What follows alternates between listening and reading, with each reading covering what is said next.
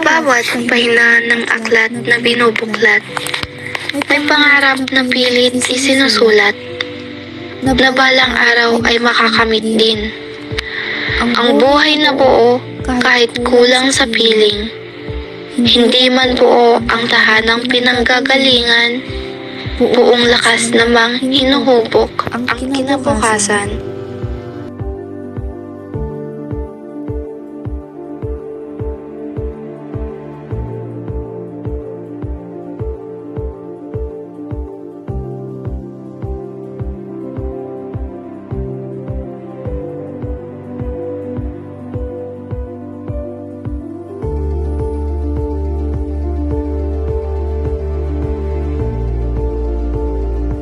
Siyempre, hindi naman ako palagi mag-isa rito.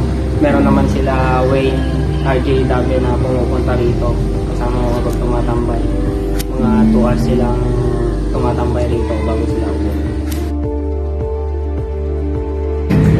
Noon, oo, kasi bata pa ako nang umalis si mama. Walang mag-aaruga sa akin, panay father side, lola side.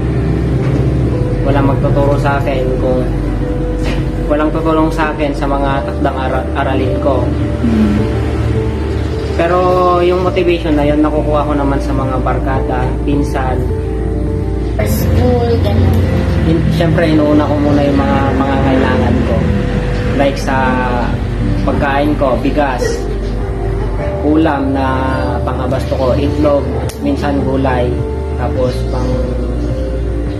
pang sa tangke ko. Tapos yun, binabudget ko rin yung panggas ko, pangbaon ko, pambayad ng motor. Malayo sa pamilya dahil sa mga ganun bagay. Siyempre, una sa lahat, maging matatag sila. Isipin nila yung kondisyon nila. Sila din lang mahirapan kung mapapabayaan din nila yung sarili nila. Kung mapapabayaan nila yung pag-aaral nila, paano na sila soon? May mga pangarap pa sila. Yung pangarap na yon, kailangan nilang tupadin para din sa kanila at sa magulang nila.